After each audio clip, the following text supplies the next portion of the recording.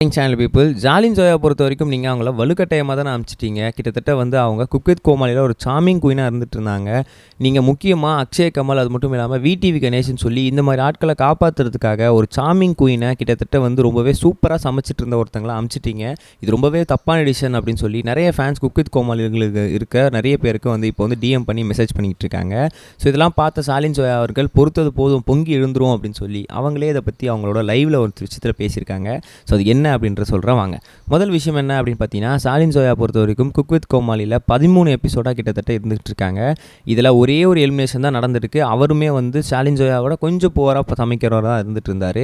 இப்போ நெக்ஸ்ட்டு வந்து வந்தவங்களே நம்மளோட ஜாலின் ஜோயா தான். கிட்டத்தட்ட வந்து இந்த 13 எபிசோடில் ஒரு சில நல்ல டிஷ்ஷஸ் மட்டுமே கொடுத்துருந்தாலும் பல டிஷ்ஷஸில் நிறைய பேசிக்ஸான தப்பு பண்ணி நிறைய ஜட்ஜஸ் கிட்ட வந்து அவங்க வந்து திட்டு வாங்கிட்டு இருந்தாங்க.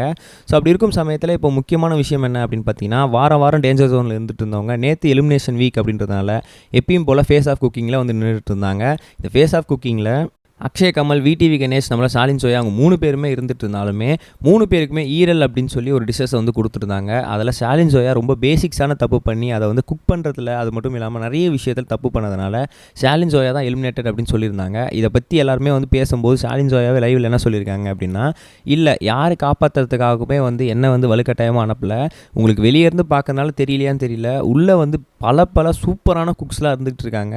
ஏன்னா வந்து அவங்க சமைக்கிறத பார்த்து தாமு சார் அது மட்டும் இல்லாமல் பெரிய செஃப்ஸே வந்து ஆஹா என்ன இப்படிலாம் சமைக்கிறாங்க அப்படின்ற லெவலில் இருக்குது. எனக்கு நிறைய விஷயங்கள் தெரியாது. ஏன்னா வந்து நான் வந்து குக் கிடையாது ப்ரொஃபஷனாக.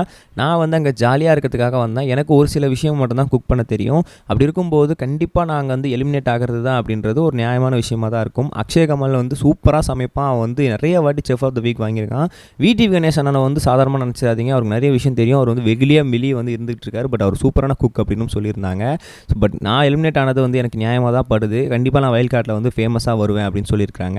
ஸோ இதை பற்றி நீங்கள் என்ன நினைக்கிறீங்க அப்படின்னு தான் மறக்காம கமெண்ட் செக்ஷனில் பதிவு பண்ணுங்கள். ரெண்டாவது ஒரு முக்கியமான விஷயம் என்ன அப்படின்னு பார்த்தீங்கன்னா, நம்மளோட டேரக்டர் அமீர் கிட்டத்தட்ட டேரக்டர் அது மட்டும் இல்லாமல் ஆக்டராகவுமே இருந்துகிட்டு இருக்காரு.